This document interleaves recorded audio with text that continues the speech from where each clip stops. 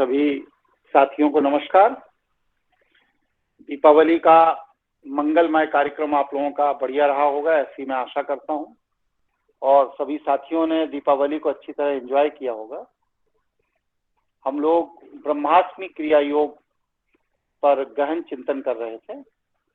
ब्रह्माष्टमी क्रिया योग में जो वर्तमान समय में हम लोगों को देखना है वो आज का विषय है व्योम साधना।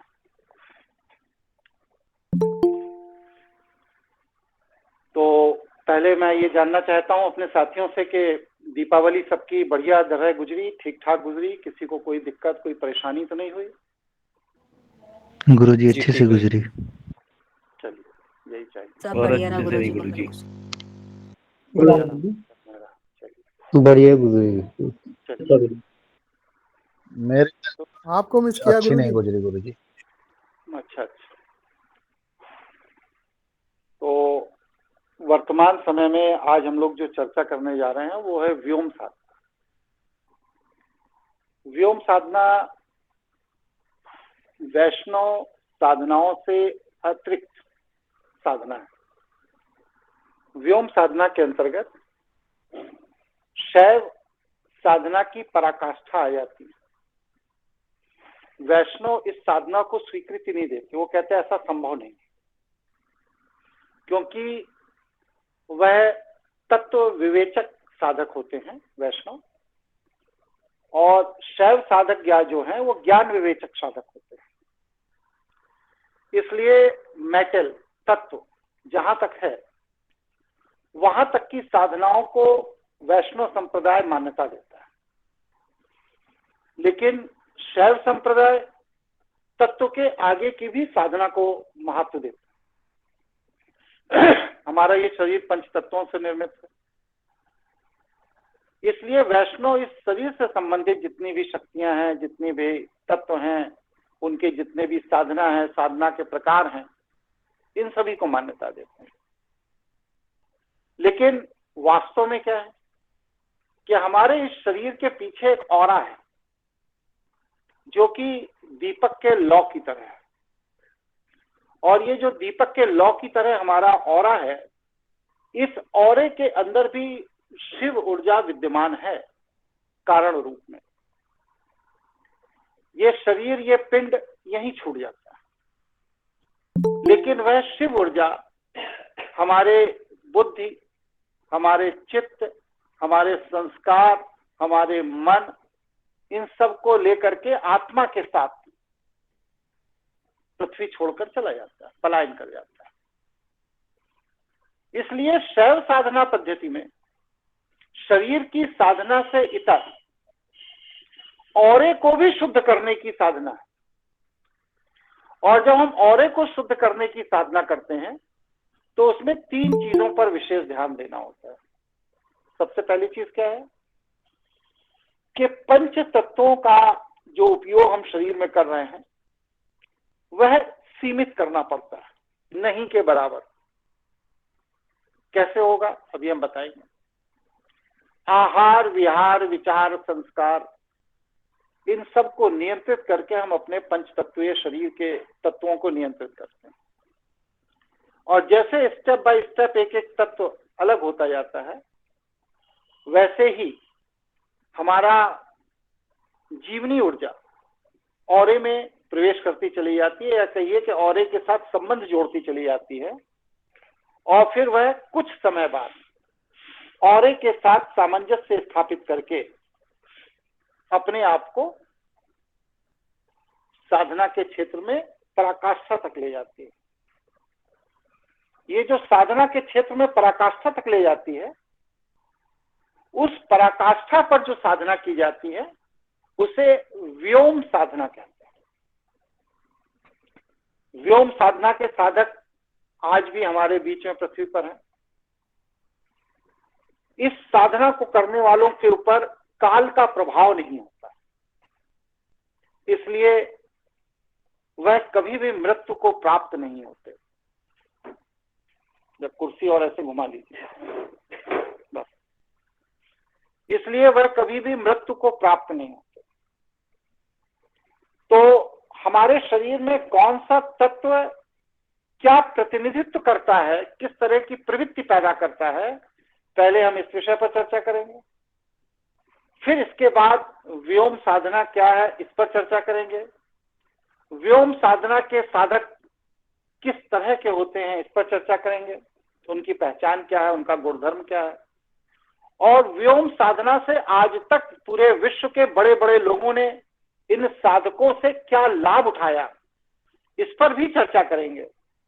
और हम पंच तत्वीय शरीर के आगे जाकर व्योम साधना के द्वारा क्या प्राप्त कर सकते हैं, क्या संभव है हमारे लिए, इन सारे विषयों पर हम लोग चर्चा करेंगे। तो हमारा जो सबसे पहला विषय है वो ये है कि हमारा ये जो शरीर है ये पंच तत्वों के अधीन है, इसलिए शरीर के 5 अलग अलग स्तर हैं। हम लोग मध्य स्तर में जीते हैं, चेतन स्तर में जीते हैं। चेतन के पीछे 2 स्तर है और चेतन के आगे 2 स्तर है। यह ईश्वर ने हमको 5 मंजिला कोठी दी हुई है और इसका मुझे स्वामी बनाया है। लेकिन सांसारिक समझ में इतना हम उलझे होते हैं कि हम आध्यात्मिक समझ में प्रवेश नहीं करते हैं, इसलिए हम अपना पूरा का पूरा जीवन चेतन मस्तिष्क में ही गुजारकर, चेतन ऊर्जा में ही गुजारकर, चेतन बुद्धि में ही गुजारकर, चेतन चित्त में ही गुजारकर, चेतन संस्कार में ही गुजारकर, चेतन पूर्वाग्रह में ही गुजारकर नष्ट कर देते। और इसके ऊपर के 2 और नीचे के 2 जो तत्व हैं उनका हम लोग जीवन में सदुपयोग नहीं कर पाते। आहार, विहार, निद्रा और मैथुन, ये 4 क्रियाएं चेतन के अंतर्गत आती हैं। सबसे उच्च स्तर का जो तत्व है, सूक्ष्म तत्व जिसे कहते हैं, वह है आकाश तत्व। समग्र ब्रह्मांड उसी के अधीन है। उसी ब्रह्मांड के पिंड के रूप में हमारा ये शरीर ईश्वर ने हमें गिफ्ट किया है। इसीलिए कहा जाता है यत ब्रह्मांडे तत् पिंडे, अर्थात ब्रह्मांड में जो भी कुछ है वो सब कुछ हमारे इस पिंड में विद्यमान है। तो ये जो आकाश तत्व है ये ब्रह्म चेतन कहलाता है। ये व्यक्ति की परम मुक्त अवस्था है। यहां पर पहुंचने वाला व्यक्ति नीचे के 4 तत्वों को छोड़ देता है। उसका शरीर होते हुए भी वह विदेह की स्थिति को प्राप्त कर लेता है और वह ब्रह्म ऊर्जा के साथ संपर्क संबंध साक्षात्कार करके ब्रह्म चेतन में विलीन हो जाता है। उसके साथ अपना सामंजस्य स्थापित कर लेता है और जिस तरह पानी की एक बूंद समुद्र में गिरते ही पानी हो जाती है, वो पानी नहीं रह जाती है बल्कि समुद्र हो जाती है, उसी तरह हमारी जीवनी ऊर्जा जब ब्रह्म चेतन के साथ जुड़ जाती है तो वह जीवनी ऊर्जा नहीं रह जाती है, वह आत्मा नहीं रह जाती है, वह ब्रह्म ऊर्जा हो जाती है, ब्रह्म चेतन हो जाता है। इसी अवस्था को हम कहते हैं ब्रह्मास्मि। इसी को आदिगुरु शंकराचार्य ने कहा कि साधना के द्वारा अगर हमने ब्रह्म चेतन अवस्था को प्राप्त कर लिया तो हम ही ब्रह्म हैं, यही अहम ब्रह्मास्मि है। लेकिन ब्रह्म चेतन अवस्था को प्राप्त कैसे किया जाए, ये बहुत बड़ा प्रश्न है। तो अभी उस पर हम चर्चा करेंगे। ब्रह्म चेतन अवस्था हमारे पिंड का जो आकाश तत्व है उसका प्रतिनिधित्व करता है, जैसा अभी हमने बताया। और ये परम स्वतंत्र अवस्था है, परम चैतन्य अवस्था है, परम ऊर्जावान अवस्था है। इसके बाद ब्रह्म चेतन के नीचे की जो स्थिति है वो है अति चेतन। अति चेतन क्या है? ये वायु तत्व। हमारे अंदर जो 10 वायु है, 5 मुख्य प्राण वायु, 5 लघु प्राण वायु जिसका वर्णन हमने पूर्व के व्याख्यानों में किया है, ये वायु तत्व हमारे शरीर के अंदर जो तत्व के रूप में है, जब हमारी जीवनी ऊर्जा का साक्षात्कार संबंध वायु तत्व के साथ जुड़ जाता है तो हमें वायु गमन की सिद्धियां प्राप्त हो जाती हैं। हम वायु की तरह कहीं भी आ सकते हैं, जा सकते हैं, सृष्टि में जहां कहीं भी वायु है उस स्थान पर भ्रमण कर सकते हैं, वहां संदेश ले सकते हैं, वहां संदेश दे सकते हैं, कुछ भी कर सकते हैं। और ये वायु तत्व हमारी जीवात्मा को, जीवनी ऊर्जा को सर्वज्ञ और सर्वकालीन बनाती है। अर्थात हम किसी भी क्षण कहीं भी उपस्थित हो सकते हैं। अभी जापान में है, थोड़ी देर में कोरिया में होंगे, थोड़ी देर में लंदन में होंगे, थोड़ी देर में अमेरिका में होंगे, थोड़ी देर में ऑस्ट्रेलिया में होंगे। इसके लिए हमको किसी भी तात्विक संसाधन की जरूरत नहीं पड़ती। यह स्थिति कब प्राप्त होती है?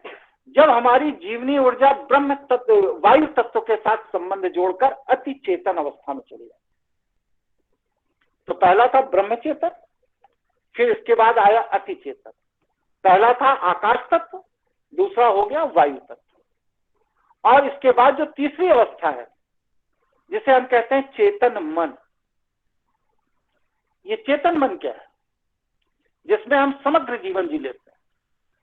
ये समग्र जीवन जीने के लिए जिस तत्व की परम आवश्यकता है वो क्या है? वो है अग्नि तत्व। हमारे अंदर जो विभिन्न तरह की अग्नियां प्रज्वलित होती हैं, जो हमारे इस पूरे के पूरे शरीर को संचालित करती हैं, हमारी नाड़ियों को शोधित करती हैं, हमारी जीवनी ऊर्जा का संचार करती है, हमारे अंदर जीवनी शक्ति जो है उसको बल देती हैं, ये सब काम अग्नि तत्व के सहयोग से संभव है। अगर अग्नि तत्व मध्यम पड़ जाए, कमजोर पड़ जाए, जठराग्नि कमजोर पड़ जाए, तो अग्नि के कमजोर होते ही ये मेरा शरीर शिथिल होने लगता है, हम बीमार हो जाते हैं, अस्वस्थ हो जाते हैं। तो ये जो अग्नि तत्व है ये हमारा चेतन मन है। हम इसी के इर्द गिर्द पूरा जीवन जी लेते हैं। और इस अग्नि तत्व की खास बात क्या है? ये परिवर्तन को पसंद करता है। जैसे कोई भी चीज आप आग में डाल दीजिए, उसका रूप स्वरूप परिवर्तित हो जाएगा। लकड़ी डालेंगे कोयला बन जाएगा, कोयला डालेंगे राख बन जाएगा, कागज डालेंगे राख हो जाएगा, सोना डालेंगे उसका मैल जल जाएगा, दमक जाएगा, आभूषण है तो वो छोटा सा सिल्ली बन जाएगा। तो ये जो परिवर्तन है ये इस अग्नि तत्व का मूल लक्षण है। और दूसरा क्या है? आत्मसात करना। अग्नि एक ऐसी चीज है जो सृष्टि के किसी भी चीज को नकारती नहीं। आप उसमें कुछ भी डाल दीजिए, ईटा डाल दीजिए, पत्थर डाल दीजिए, लकड़ी डाल दीजिए, कुछ भी डाल दीजिए, वो उसको अपने जैसा बना लेती है। आप देखिए लोहे के टुकड़े को आग में डाला जाता है, उसके बाद आग उसको धीरे धीरे धीरे धीरे करके गर्म करके पिघला करके उसे अपने जैसा बना लेता है। लकड़ी को डाला जाता है, लकड़ी को धीरे धीरे धीरे धीरे जला करके उसको अंगारे के रूप में परिवर्तित करके उसे अपने जैसा बना लेते हैं। तो मतलब उसमें कुछ भी डाला जाए उसको वह आत्मसात कर लेती है। परिवर्तन और आत्मसात करना ये दो गुण है अग्नि तत्व के, और मनुष्य पूरे जीवन इन्हीं दो गुणों में लगा रहता है। हमारे आसपास जो भी है उसको परिवर्तित करना चाहता है। कोई अपने पिता को परिवर्तित करना चाहता है, कोई माँ को करना चाहता, कोई पत्नी को करना चाहता, कोई बेटे को करना चाहता, कोई बॉस को करना चाहता, कोई कर्मचारी को करना चाहता, कोई समाज को बदलना चाहता है। कुछ कुछ बोले कि विभिन्न स्तरों पर हम लोग अपने अपने तरीके से कुछ ना कुछ किसी ना किसी को बदलने की जो इच्छा रखते हैं, ये अग्नि तत्व का ही परिणाम। और जब चीजें नहीं बदलती हैं तो क्या होता है? हमारी अग्नि तीव्र होती है, और जब अग्नि तीव्र होती है तो क्या हमारा पित्त बिगड़ता है, और पित्त बिगड़ता है तो क्या होता है कि हमारे शरीर के अंदर का रासायनिक सिस्टम डिस्टर्ब हो जाता है। और जब रासायनिक सिस्टम डिस्टर्ब होता है तो क्या होता है? हम अस्वस्थ हो जाते हैं। शारीरिक रूप से अस्वस्थ हो जाते हैं या मानसिक रूप से अस्वस्थ हो जाते हैं। यहां तक कोई प्रश्न, कोई जिज्ञासा हो तो पूछ लीजिए, फिर आगे और तत्वों पर विचार किया जाए। शिवाय बात कर रहा हूँ गुरुजी, आवाज आ रही है आपको स्पष्ट? बताएं। ब्रह्म चेतन अवस्था में आपने बताया कि तत्वों को पार कर लेता है व्यक्ति और विधेय की स्थिति में चला जाता है, ठीक है। ठीक। और पूर्व के व्याख्यानों में भी आपने ओघड़ के विषय में भी विधेय की स्थिति का वर्णन किया था। ओघड़ और ब्रह्म चेतन में कोई अंतर किस तरह से हो पाएगा फिर? है बता जी। अवघड़ जो है ये साधना पद्धति। विश्व में 84 तरह की साधना पद्धतियां हैं शैव।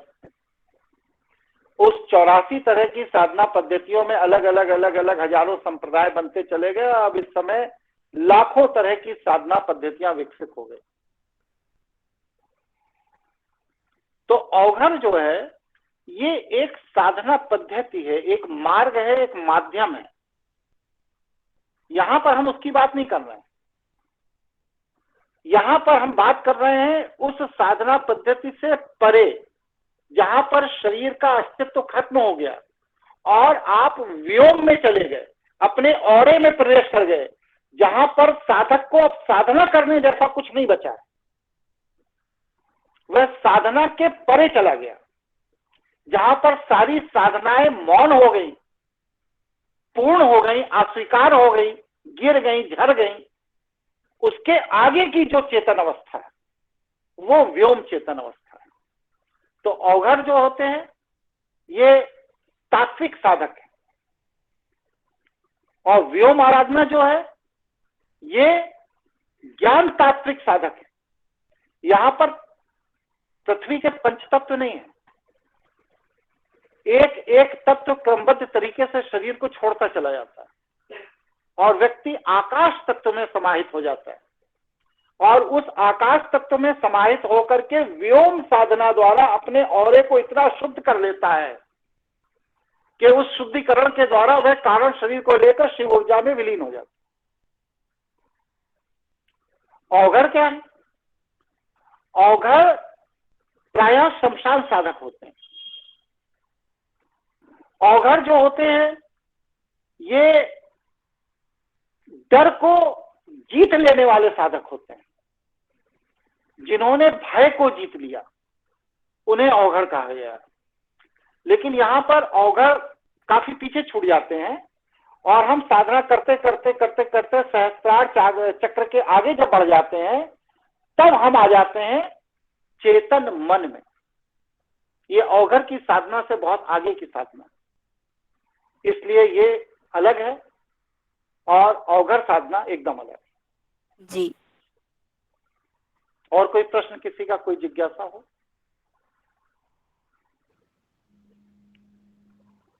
जी आगे बढ़ा जाए। तो चेतन मन अग्नि तत्व का प्रतिनिधित्व करता है। ये परिवर्तन और चीजों को आत्मसात करने की प्रवृत्ति पैदा करता है। इससे जब हम नीचे उतरते हैं, चेतन मन से भी नीचे आते, तब माया का प्रभाव शुरू होता है।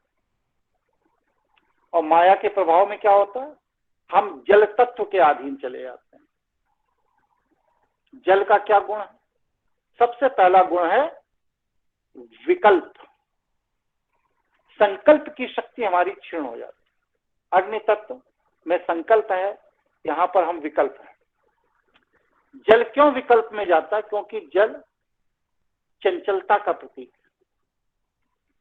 हमारी बुद्धि में बार बार विचारों में जो चंचलता होती है, ये चंचलता विचारों के अंदर जो चलती रहती है, ये जल तत्व का परिणाम है।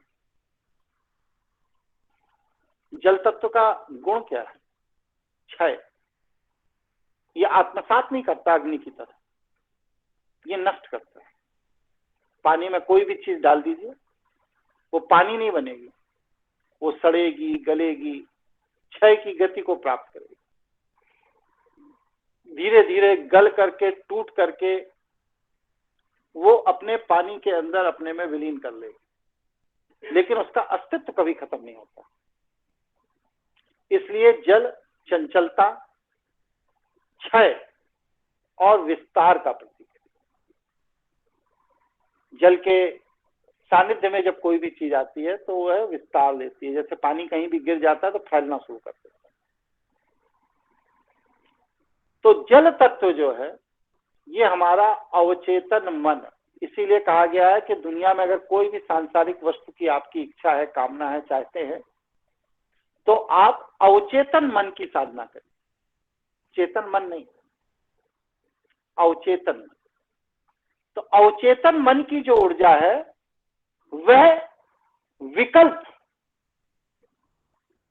में से आपको चयनित करने का अधिकार देती है और फिर आपके अपने बौद्धिक इच्छा के साम्राज्य का विस्तार करती है। और आपको जो चीज की इच्छा होती है वह आपका अवचेतन मन इस व्यवस्था से ला करके दे देता है। ये अवचेतन मन जल तत्व का प्रतिनिधित्व करता है।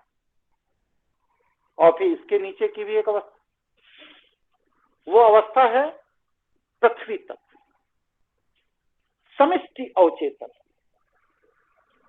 समष्टि अवचेतन क्या है? यहां पर माया का प्रभाव क्षीण हो जाता है और प्रकृति का प्रभाव शुरू होता है।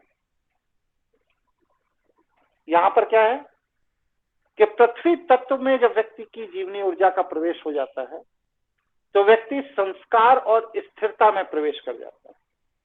इसीलिए देखिए, जितने भी वैष्णव होते हैं, जितने भी, ये सारे के सारे वैष्णव अधोगामी साधक होते हैं। चेतन मन से अवचेतन मन की ओर आते हैं, संसार की चीजों को प्राप्त करने की इच्छा करते हैं।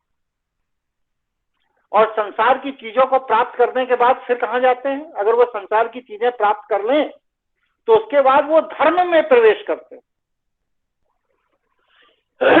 धर्म क्या है?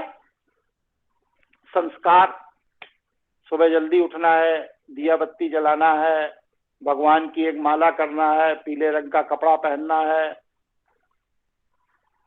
ये सारे संस्कार। और फिर उसका दूसरा क्या है? स्थिरता। एक बार अगर पीले रंग का कपड़ा पहन के पूजा कर लिए तो हर बार पीले ही रंग का पहन के करेंगे, काले रंग का नहीं पहन सकते, बवाल हो जाएगा। हरे रंग का नहीं पहन सकते, बवाल हो जाएगा। कभी किसी ने आज से 10,000 साल पहले स्फटिक की माला से लक्ष्मी जी का जाप कर लिया तो आज तक जितने भी वैष्णव हैं सब लक्ष्मी जी का जाप स्फटिक की माला से ही करेंगे, कमल गट्टे की माला से ही करेंगे, रुद्राक्ष से नहीं करेंगे, चंदन से नहीं करेंगे। और अगर कृष्ण की पूजा या राम की पूजा किसी ने कभी, तुलसीदास जी जैसे लोगों ने कभी वहां पर उससे तुलसी के उससे कर लिया तो वृंदा मतलब तुलसी, वन मतलब वृंदावन, जहां पर तुलसी का जंगल था तो वहां पर तुलसी की लकड़ी क्योंकि सुविधा से उपलब्ध थी तो तुलसी की लकड़ी की माला भी बन जाती थी। तो जितने वैष्णव हैं वो अगर पुरुष जाति में किसी भी आराधना पूजा को करते हैं तो क्या है? तुलसी की माला से ही करेंगे। क्यों? क्योंकि वृंदावन में वो सहज उपलब्ध थी, इसलिए वहां पर तो ठीक है। लेकिन इसका मतलब ये नहीं कि दुनिया में जहां कहीं भी वृंदावन के भगवान कृष्ण के मंदिर हैं या जहां कहीं भी राम के मंदिर हैं वहां पर सब जगह तुलसी की माला से ही माला किया जाएगा, बाकी और नहीं की जाती। लेकिन ऐसा ही होता है।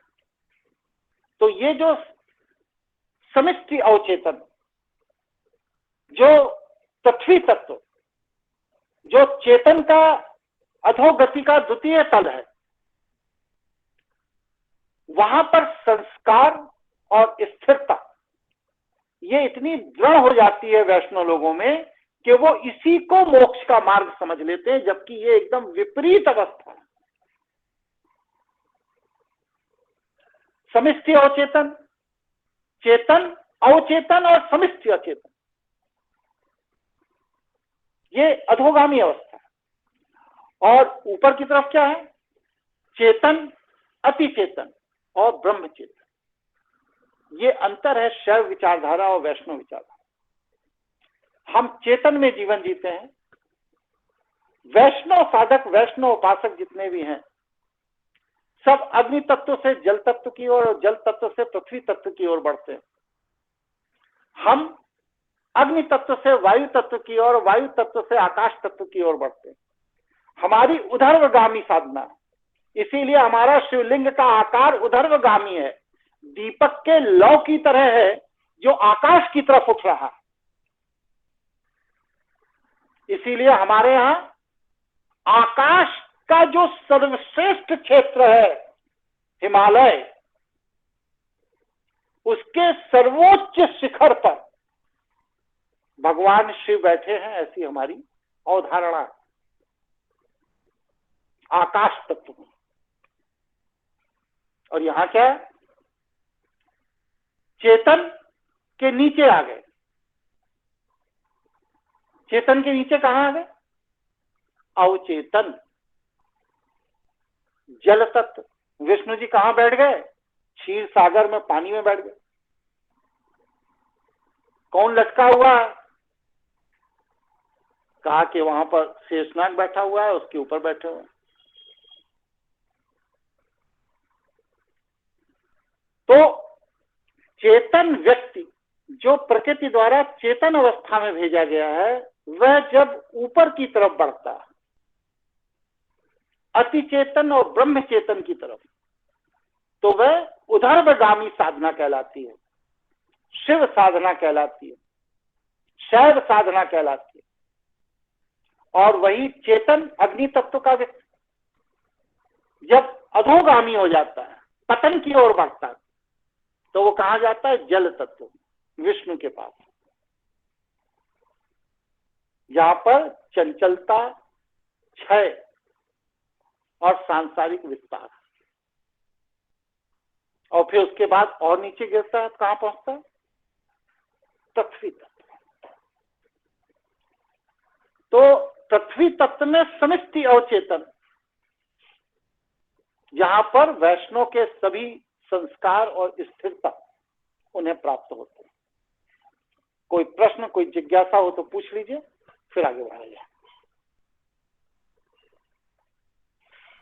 जी प्रणाम, यतिन बोल रहा हूँ।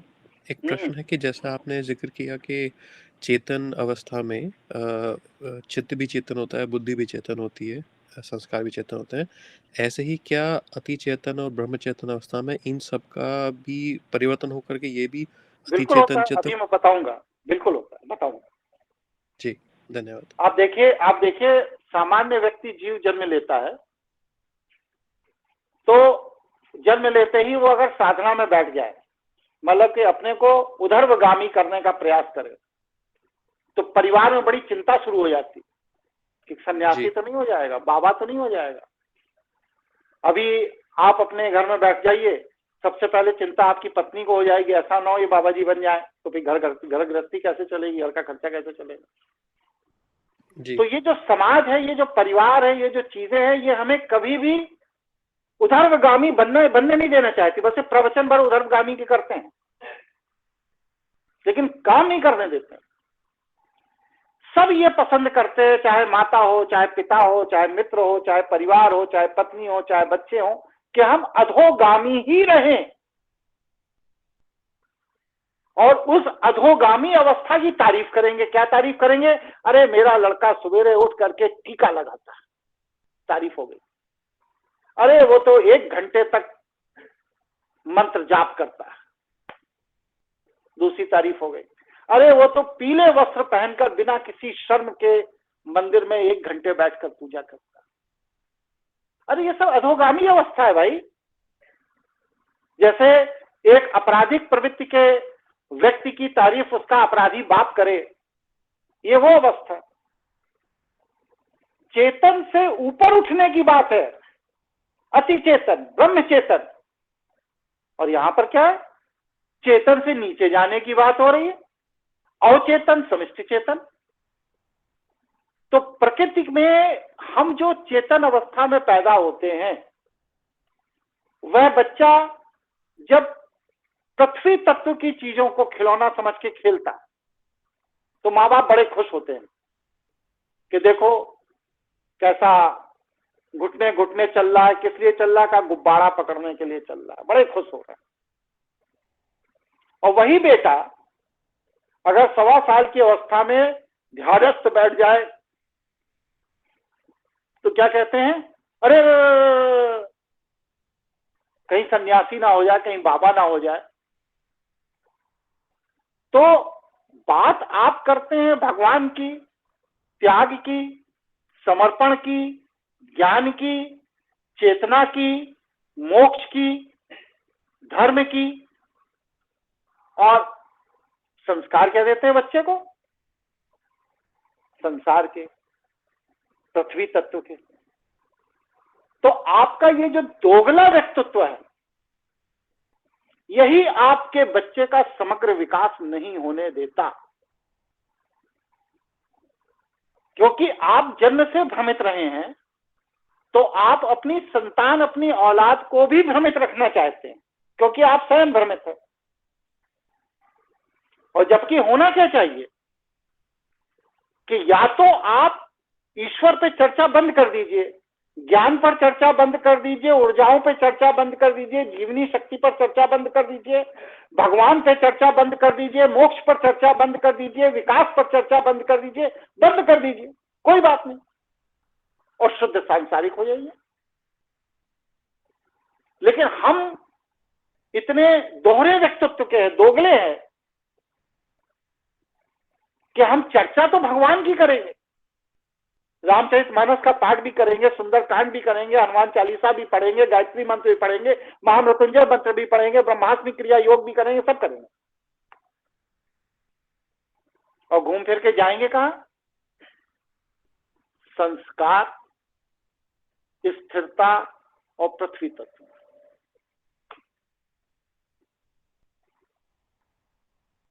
ईश्वर के भरोसे हम जीवन जी रहे हैं, लेकिन भगवा कपड़ा पहन के वैक्सीनेशन कराने पहुंच जा रहे हैं। कोई ऐसा बाबा मुझे नहीं मिला जिसने वैक्सीनेशन ना कराया हो। और पूछा हमने, भैया कि आप तो कहते हो कि भगवान की इच्छा के बिना पत्ता भी नहीं हिलता, और दूसरा आप तो सन्यासी हो, ना बीवी है ना बच्चे हैं, मर भी जाओ तो क्या फर्क पड़ने वाला है, आत्मा अजर है, अमर है, शरीर नाश्वर है, नाश हो जाएगा, यही तो प्रवचन आप दे रहे हो, तो आप क्यों लाइन में लग के वैक्सीनेशन करा रहे हो? तो कहते हैं मंच की बात अलग है, व्यवहारिक बात अलग है। तो ये जो ठगी है, धर्म के नाम पर ये जो बेईमानी है कि मंच की बात अलग है और व्यवहारिक बात अलग है, ये वैष्णव चरित्र जो है, इसने ही सनातन धर्म का पतन किया, सनातन धर्म का सर्वनाश किया। मुझे कोई नागा साधु नहीं मिला जो वैक्सीनेशन करा रहा हो, कोई औघड़ साधु नहीं मिला जिसने वैक्सीनेशन कराया हो, मुझे कहीं भी कोई अपने ऐसे किसी भी व्यक्ति का फोन अभी तक नहीं आया जो शर साधना पद्धति में लगा हुआ है और उसने मुझे फोन किया हो कि मिश्रा जी वैक्सीनेशन की क्या व्यवस्था हो सकती है। एक का भी फोन नहीं आया। लेकिन मथुरा, वृंदावन, अयोध्या, बनारस के मंदिरों के जो महान थे, इनमें से बहुत से हमारे संपर्क में हैं जिन्होंने मुझसे ये सलाह ली कि वैक्सीनेशन जल्दी कैसे हो सकता है, ये बता दें। तो मतलब कहने का तात्पर्य है कि चेतन से ऊपर की तरफ बढ़ना है, अग्नि तत्व से ऊपर वायु तत्व और वायु तत्व से ऊपर आकाश तत्व की ओर बढ़ना है। ये ब्रह्मास्मि क्रिया योग की पराकाष्ठा है। लेकिन त्रुटि क्या हो रही है कि हम लोग चेतन से नीचे की तरफ अवचेतन और समष्टि अवचेतन की तरफ बढ़ रहे हैं, जो कि जल तत्व और पृथ्वी तत्व है। यह जीव की अधोगति अवस्था है, जिसको कि हम मोक्ष का द्वार समझ रहे हैं। कंसेप्ट क्लियर हुआ? मेरा विषय साफ हुआ आप लोगों को? जी जी गुरु जी। जी गुरु जी गुरु जी। जी गुरु जी। तो अब हम कोई प्रश्न जिज्ञासा हो तो बताएं, नहीं तो आगे बढ़ें। शिवाय बात कर रहा हूँ गुरुजी। आपका कहना है कि वैष्णव साधक अग्नि तत्व से जल और जल से पृथ्वी की तरफ आ रहा है, अधोगामी, और शैव साधक चेतन से अति चेतन पे जा रहा है, ऊर्ध्वगामी, वायु और वायु से आकाश तत्व की ओर। ठीक है, ये चीज बताइए, जन्म के साथ व्यक्ति की अवस्था क्या है? क्या वो अग्नि तत्व में मध्यम है? अग्नि तत्व जी। अगर अग्नि तत्व प्रज्वलित नहीं है जन्म के समय व्यक्ति के अंदर, तो वह पिंड में जीव का प्रवेश होगा ही नहीं। मां के गर्भ के 45वें हफ्ते में पिंड में जो प्रवेश होता है जीव का, वो अग्नि तत्व के ही प्रभाव से। कहने का अर्थ है जन्म के साथ जैसे पंच तत्व में तो हम है, लेकिन अग्नि तत्व की प्रधानता सबसे ज्यादा है और वैष्णव साधक नीचे की तरफ। हाँ, अग्नि तत्व ही हमको पृथ्वी पर लाने वाला है। और जब तक हमारे शरीर में अग्नि तत्व की प्रबलता रहती है तब तक हम स्वस्थ रहते हैं। और जैसे ही अग्नि तत्व की जगह जल तत्व बढ़ता है या पृथ्वी तत्व बढ़ता है तो हम अस्वस्थ हो जाते हैं। और जैसे ही हमारे में अग्नि के साथ साथ वायु तत्व और आकाश तत्व बढ़ता है तो हमें साधना में उधर गति प्राप्त हो जाती है। जी गुरु जी। कंसेप्ट क्लियर हो गया ना एकदम स्पष्ट? जी जी गुरु जी। तो इन 5 मंजिला की इमारत ही हमारा जीवन है। इसमें ईश्वर ने हमें मध्य में छोड़ रखा है और स्वतंत्र छोड़ रखा है। आप अपने पूर्वाग्रह और संस्कारों के कारण चाहें तो ऊपर भी जा सकते हैं और चाहें तो नीचे भी जा सकते हैं। ईश्वर का इसमें कोई दखल नहीं, लेकिन हम ज्यादातर नीचे जाते हैं, ऊपर नहीं जा पाते। और जो लोग ऊपर चले जाते हैं, जैसे गुरु नानक जी हैं, कबीरदास जी हैं, रहीमदास जी हैं, सूरदास जी हैं, तो उन लोगों को हम क्या कहते हैं? दिव्य आत्मा। उनमें दिव्यता आ गई। अब वो मनुष्य नहीं बचे, वह पूजने योग्य हो गए।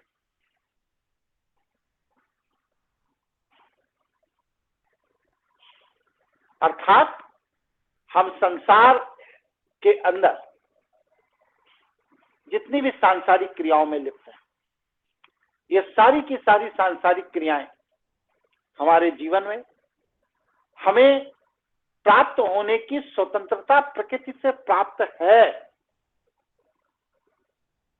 और साधना में भी हमें स्वतंत्रता प्रकृति से प्राप्त है, लेकिन संस्कारवश हम सांसारिक सफलता की ओर ज्यादा भागते हैं और अपने आत्म विकास, आत्म कल्याण की तरफ नहीं भागते।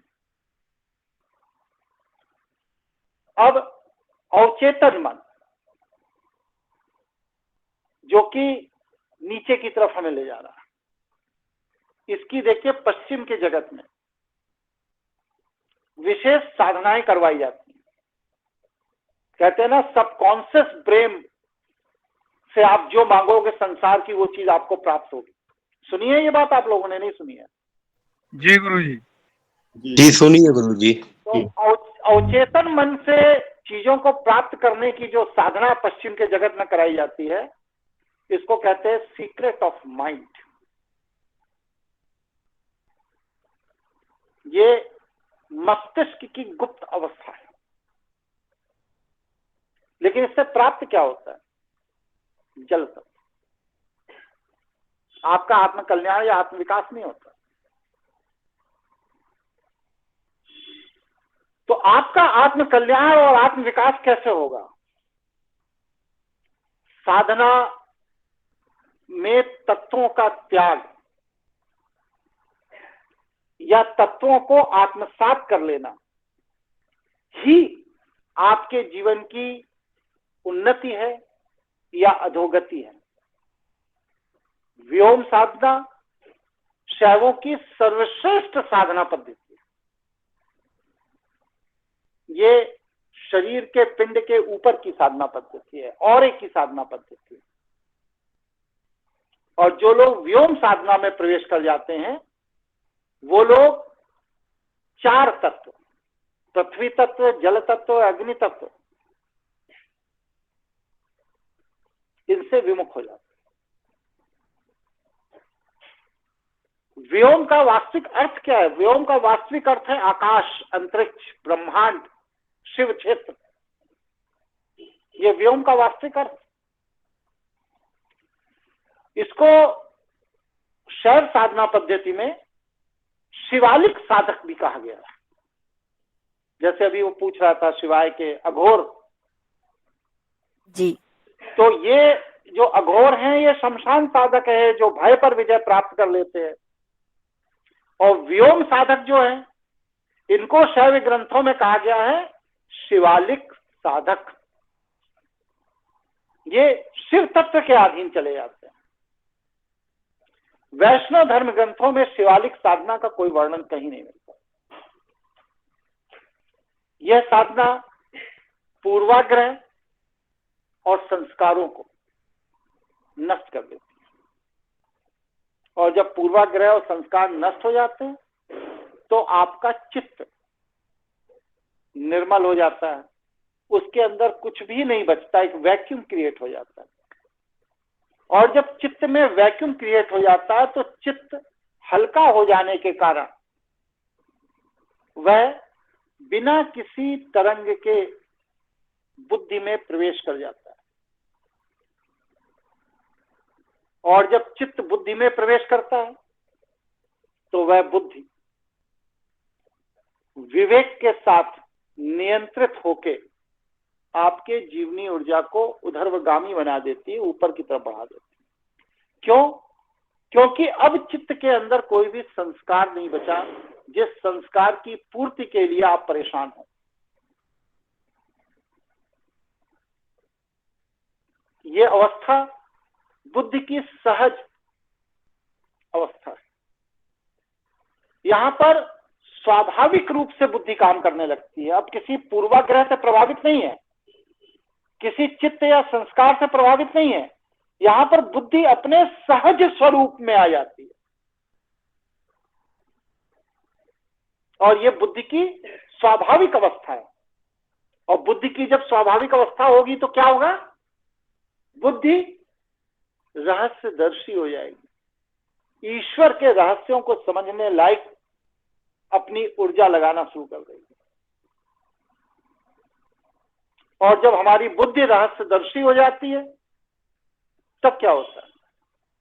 तब हमें ईश्वर का अस्तित्व समझ में आ जाता है, ईश्वर की व्यवस्था समझ में आती है, ईश्वर की कार्यशैली समझ में आती है।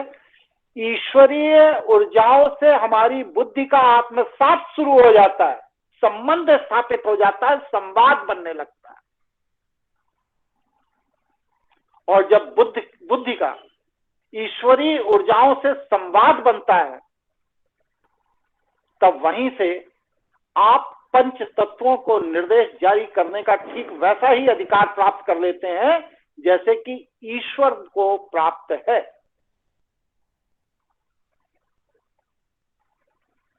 और यही अवस्था बुद्धि की व्यक्ति को ब्रह्म बना देती है। यही ब्रह्मास्मि क्रिया योग का सार है। कोई प्रश्न, कोई जिज्ञासा हो तो पूछिए, फिर आगे बढ़ाइए। शिवाय बात कर रहा हूँ गुरुजी। उस दिन आपने आज्ञा चक्र और सहस्त्रहार के एक्टिवेशन पर एक मूल अंतर बताया था कि आज्ञा चक्र वाला पंच तत्वों से संवाद कर सकता है और सहस्त्रहार वाला पंच तत्वों को नियंत्रित कर सकता है। तो व्योम और सहस्त्रहार में तत्वों में मतलब क्या अंतर आ जाएगा?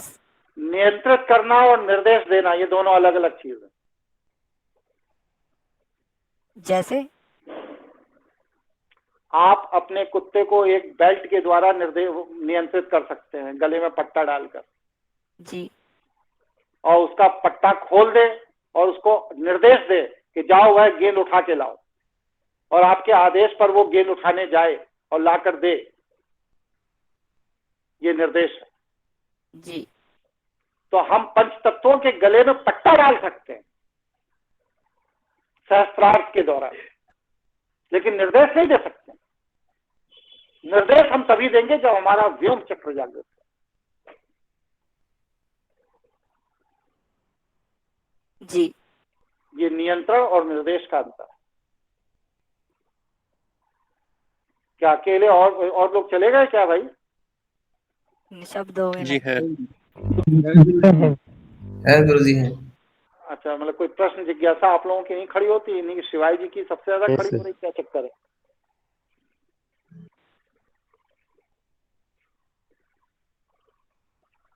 विषय समझ में नहीं आ रहा है या क्लिष्ट लग रहा है?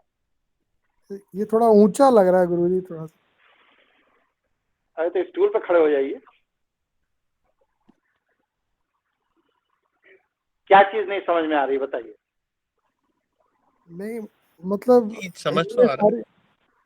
समझ तो थोड़ा बहुत आ रहा है, लेकिन ये लगता है कि मतलब हम लोग बहुत दूर हैं इससे। तो वो वैसी अनुभूति और ये सब जैसा आप बता रहे हैं वैसे ही सोच रहे हैं, बस इसके अलावा कुछ नहीं। चलिए, तो आगे बढ़ा जाए या अब रुक जाए, या बहुत ऊंचाई हो गई? बढ़ा जाए, बढ़ा जाए। बढ़ा जाए। बढ़ा जाए। तो ये जो बुद्धि सहज, स्वाभाविक और रहस्यदर्शी हो जाती है,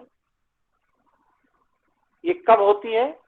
जब हमारी बुद्धि में चित्त का प्रवेश हो जाता है, और वो भी संस्कार विहीन अवस्था।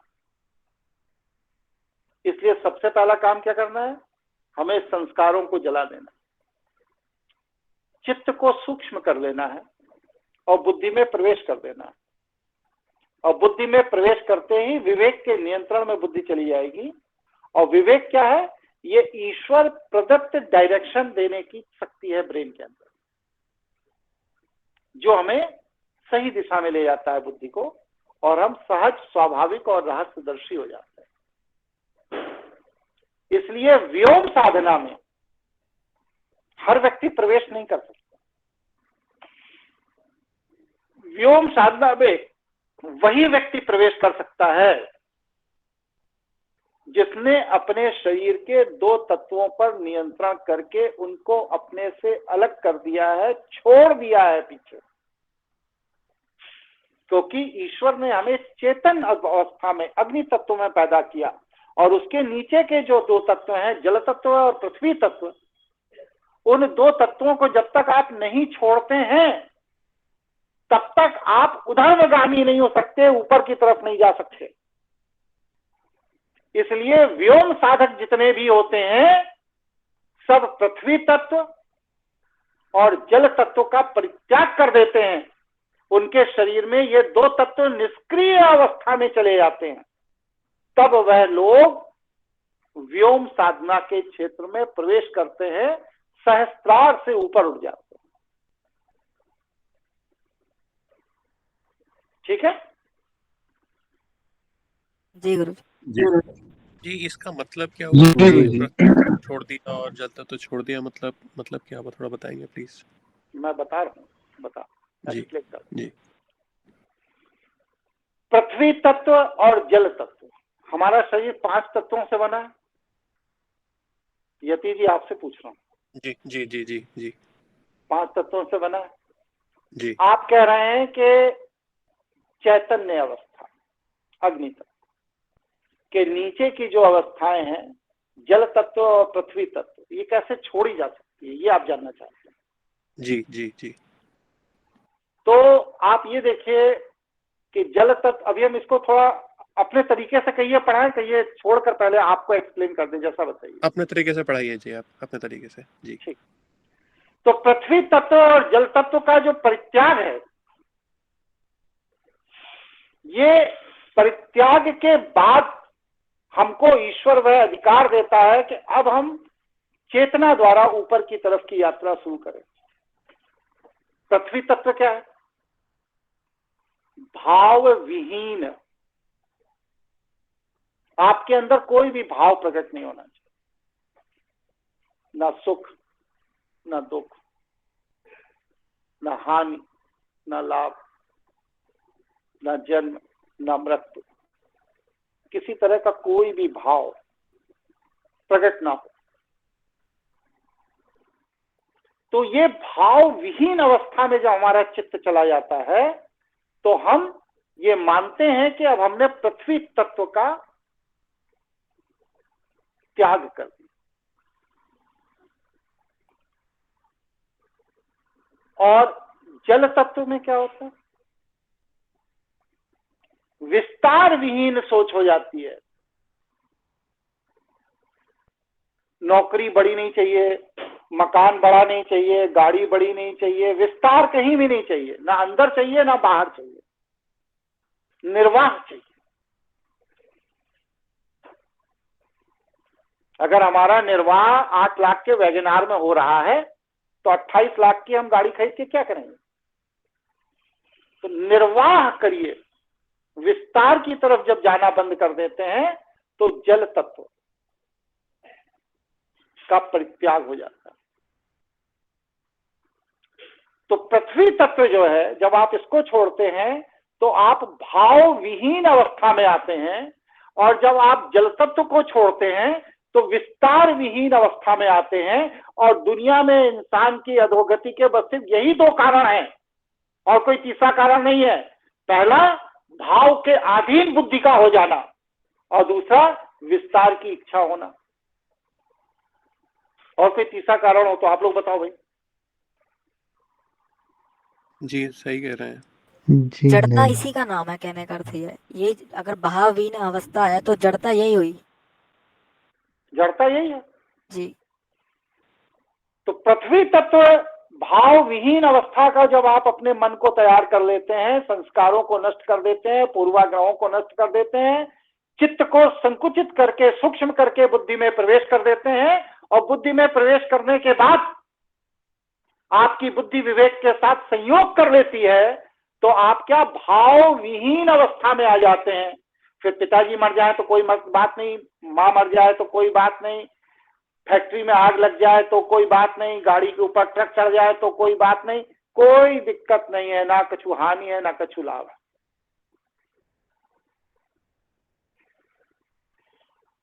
अर्जुन जैसा साधक जो कि कृष्ण का साला था, सगी बहन ब्याही थी, और जीवन भर कृष्ण के साथ रहे, वह भी आखिरकार महाभारत के युद्ध के पूर्व गांडीव क्यों छोड़ दिए और भय से क्यों कांप गए, गला क्यों सूख गया? क्योंकि वह भाव के विचार को नहीं छोड़ पाए, पूर्वाग्रहों को नहीं छोड़ पाए। ये मेरे भीष्म पितामह हैं, ये मेरे आचार्य द्रोण हैं, ये मेरे भाई हैं, ये चचेरे भाई हैं, ये मामा हैं, ये चाचा हैं, ये फूफा हैं, ये ताऊ हैं। ये जो भाव, इस भाव को वो नहीं छोड़ पाए, जो कि कृष्ण के साले रिश्तेदार, कृष्ण के यहाँ 12 साल रहे, वो नहीं छोड़ पाए। तो ये बड़ी कठिन स्थिति है, सहज और सरल नहीं है। भाव मुक्त हो जाना। उदाहरण बताइए दो जिनको इतिहास में भाव मुक्त अवस्था का साधक कहा गया, बताइए। पहला गुरुजी रावण। नहीं, और बोलिए। जी मीरा है शायद एक तो। नहीं, मीरा भी भाव में है, भक्ति कर रही है। भाव के बिना भक्ति कैसे होगी? वो तो पतन का कारण। जितनी भक्ति है सब पतन का कारण है। हम देवड़ा बाबा को मान सकते हैं कि वो भाव मुक्त अवस्था में थे? लगभग। एक और नाम सुना है महाअवतार बाबा जी करके हैं। नहीं, वो तो महाअवतार बाबा जी, वो तो अलग है जी। एक व्यक्ति है राजा जनक। अरष्टावक्र से मिलने के पहले उनके अंदर भी ज्ञान प्राप्त करने का भाव था, लेकिन अरष्टावक्र को गुरु मान लेने के बाद अरष्टावक्र ने जब अपना ज्ञान दिया उनको, तो इसके बाद वह विदेह की स्थिति को प्राप्त कर लिया, भाव विहीन अवस्था में चले। उनका पूर्व का पैतृक धनुष,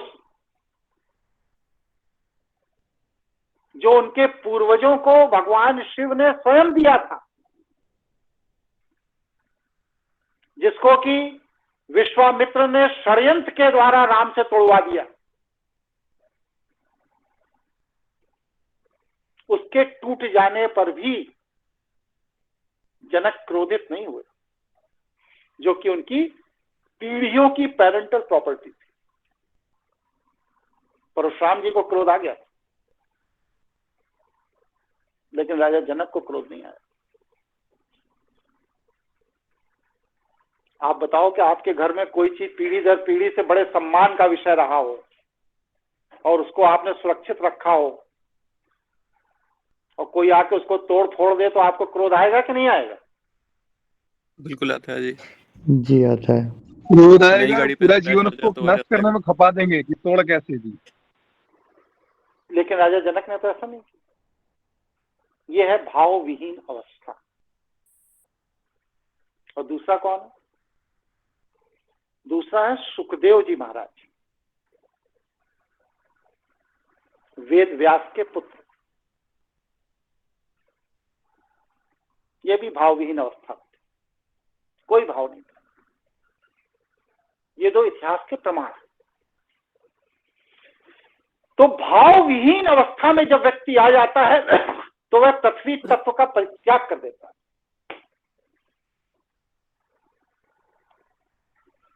और जल विहीन अवस्था में आ जाता है। जल तत्व का जब परित्याग कर देता है तो वो क्या हो जाता है?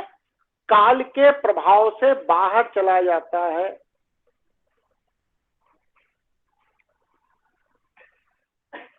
क्योंकि काल का आधार जल तत्व है। अगर आपने जल तत्व को छोड़ दिया तो मृत्यु आपका कुछ नहीं कर सकती। इसीलिए शिवलिंग पर जल चढ़ाने की व्यवस्था है। जल छोड़ दो।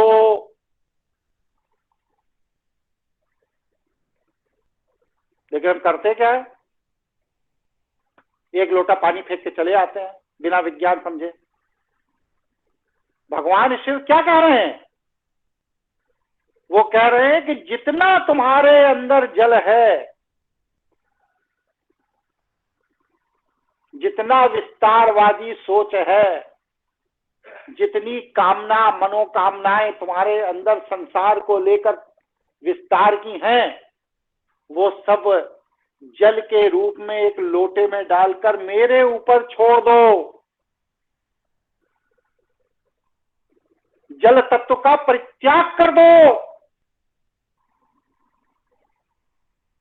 लेकिन हम क्या कर रहे हैं? हम एक लोटा पानी फेंक के चले आ रहे हो। फिर बल्कि बड़ा गर्व का विषय समझ रहे हैं कि दुकान खोलने के पहले पहले हम पानी फेंक के आए थे।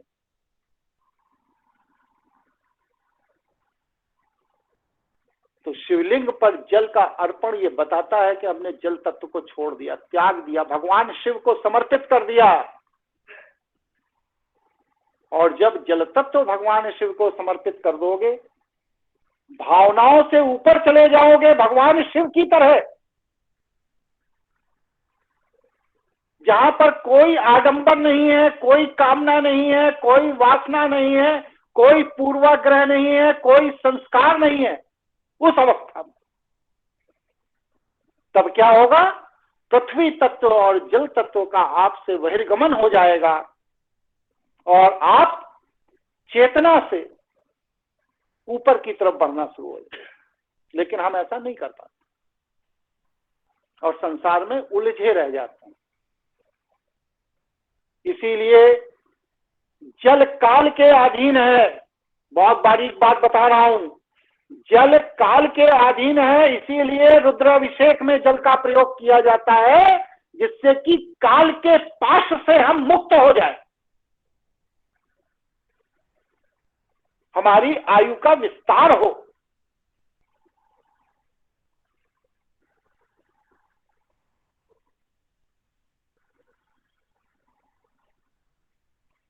इसलिए जल भगवान शिव को चढ़ाया जाता है।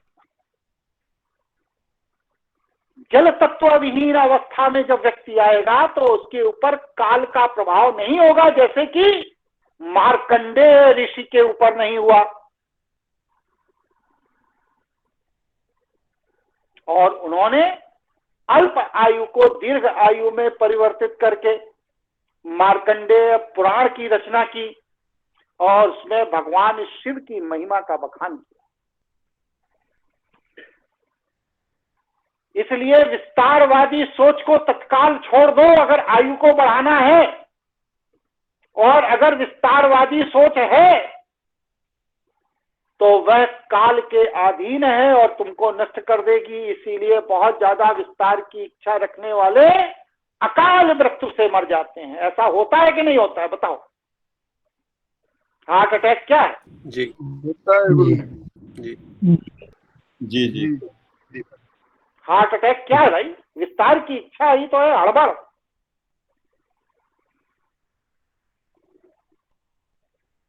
तो ये जल तत्व, इस पर अगर एक व्याख्यान में लेना शुरू करूं तो अकेला जल तत्व पर 1 हफ्ते बोलूंगा।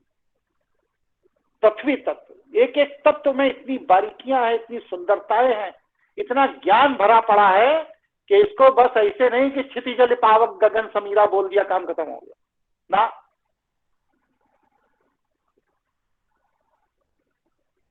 इसलिए आयु को बढ़ाना है तो विस्तार की इच्छा छोड़ दीजिए, ईश्वर के प्रति समर्पण कर लीजिए और ईश्वर ही आपका विस्तार करेगा। और जिन जिन लोगों ने दिव्यता को प्राप्त करने के बाद भी विस्तार की इच्छा रखी, उन सभी का सर्वनाश हो गया। चाहे वह राम सुखदास जी महाराज हों, चाहे वह आदि गुरु शंकराचार्य जी महाराज हों, या इस तरह का कोई भी उच्चतम साधक जिसने अपने विचार और साम्राज्य के विस्तार की इच्छा रखी, वह काल के अधीन असमय मर गया।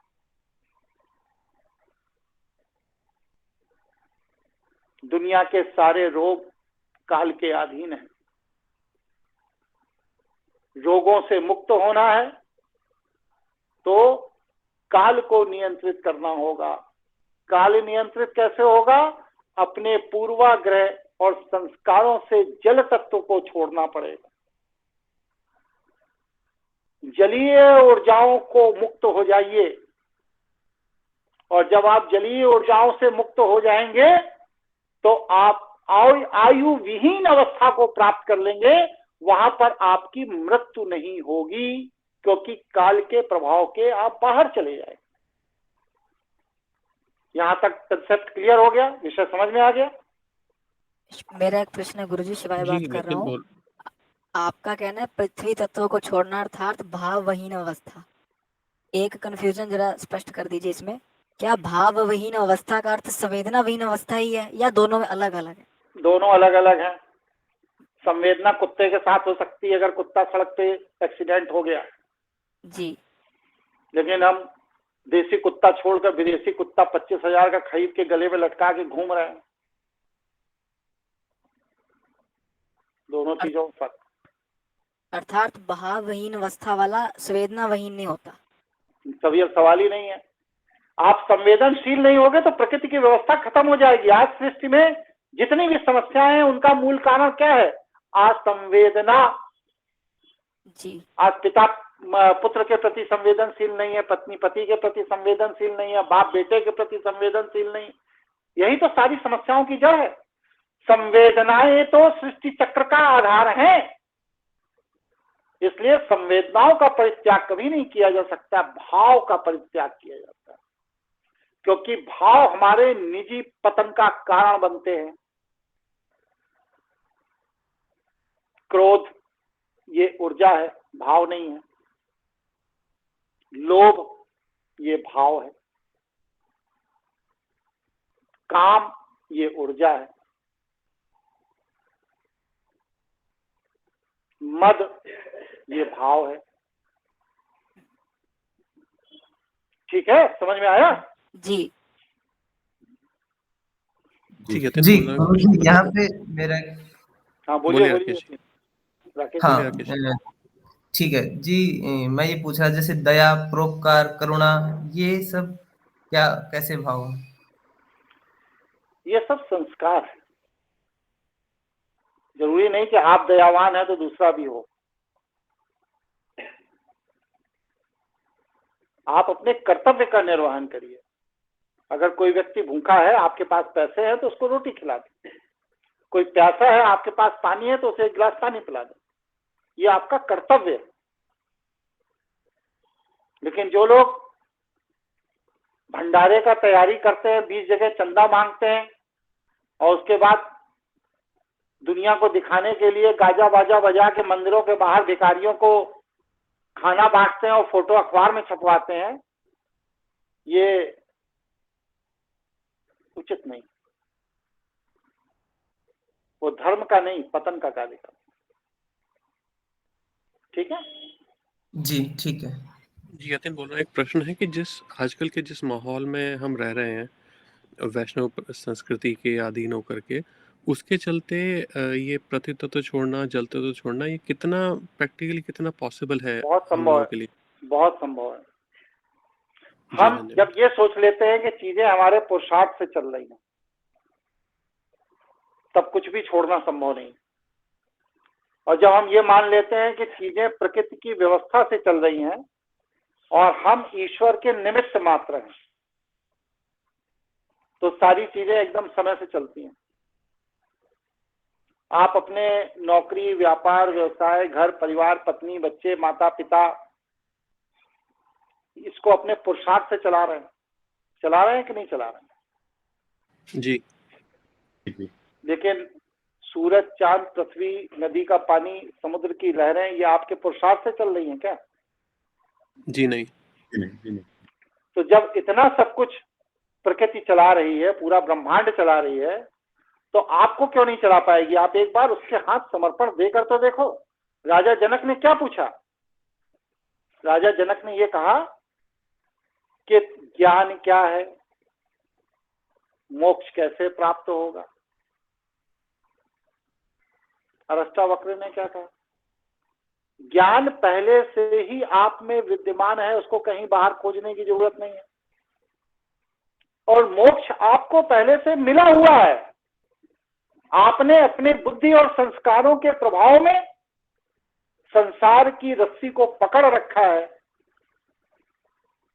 इसलिए आपकी नौका मोक्ष को प्राप्त नहीं कर पा रही है। बस सिर्फ जिस रस्सी को आपने पकड़ा है उसको छोड़ दीजिए, पानी के प्रवाह में नौका अपने आप बह जाएगी। तो हमें बचपन से जो कहा जाता है, इंजीनियर बनना है, डॉक्टर बनना है, 20 लाख के पैकेज पे काम करना है, 8 करोड़ के पैकेज पे काम करना है, तो ये बताया जाता है हर क्षण कि तुम्हारे पुरुषार्थ से ही दुनिया चल रही है। तुम पुरुषार्थ में चूके और मौका हाथ से निकला, यही बताया जाता है ना यति जी? हाँ जी, वैसा ही है। लेकिन क्या आज तक जो जो आपने सोचा वैसा वैसा सब कुछ वैसे ही हुआ जैसा आपने चाहा? ज्यादातर तो वैसा नहीं हुआ।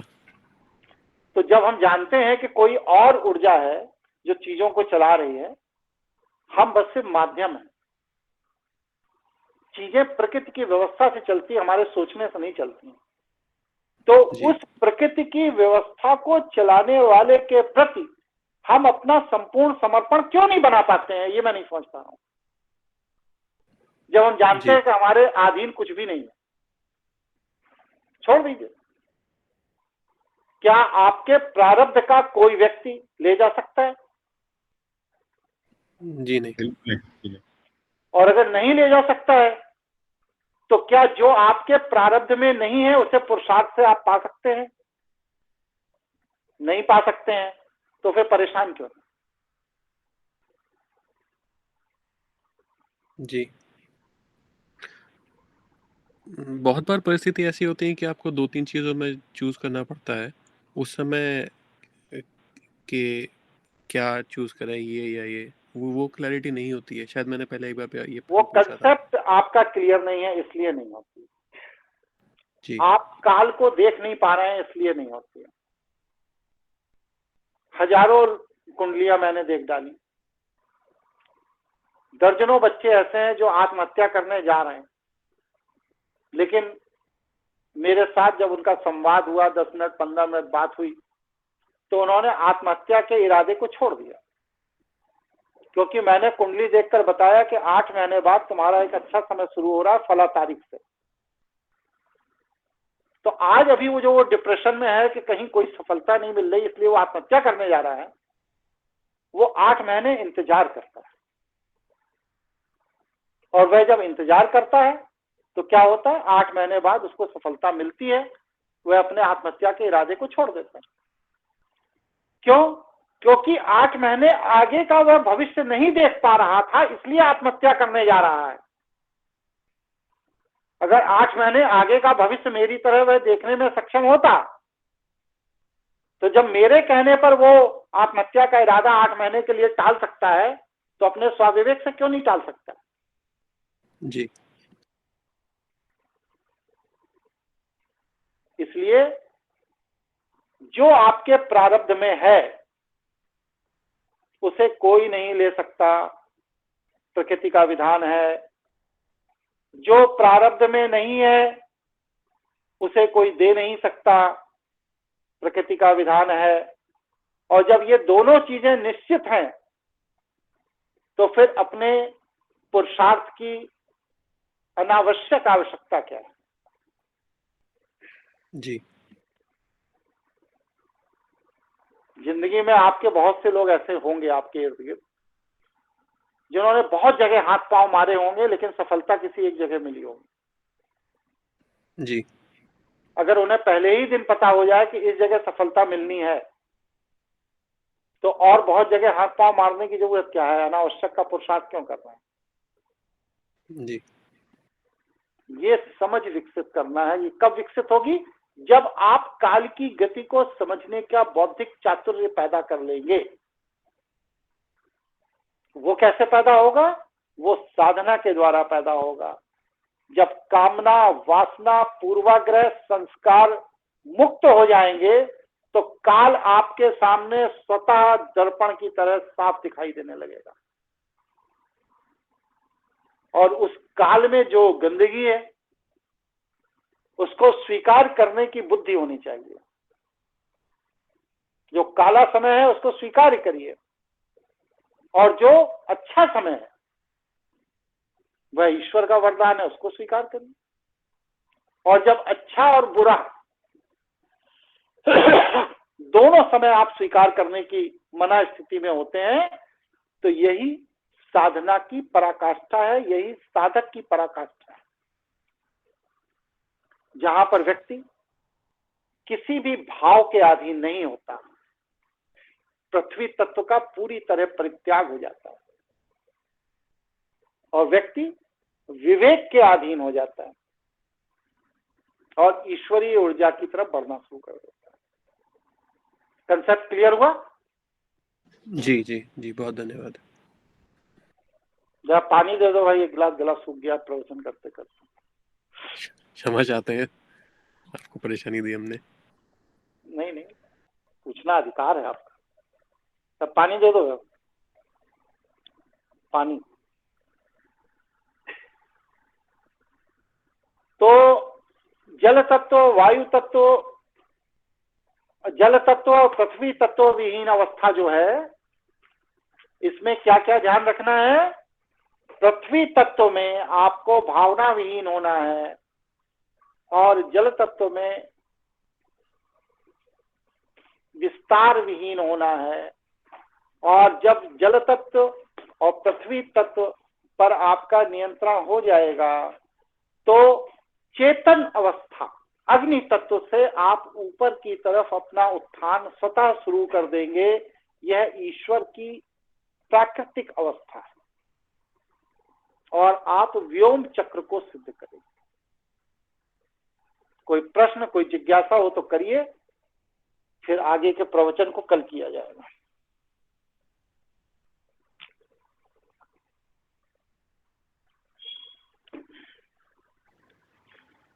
इसका जी, मतलब कोई कोई प्रश्न नहीं है, नहीं है कोई प्रश्न। कल क्लास रखा जाए या ना रखा जाए, क्या इच्छा आप लोगों की? जी, रख सकते हैं। रखा जाएगी। रख सकते हैं गुरु जी। तो रखिए गुरु जी। तो कल हम लोग वायु तत्व और आकाश तत्व पर चर्चा करके व्योम साधना को फाइनल रूप देंगे। ठीक है? जी सभी जी। साथियों को नमस्कार। जी गुरु जी, बहुत धन्यवाद। नमस्कार। प्रणाम गुरु जी। प्रणाम गुरु जी। प्रणाम गुरु जी।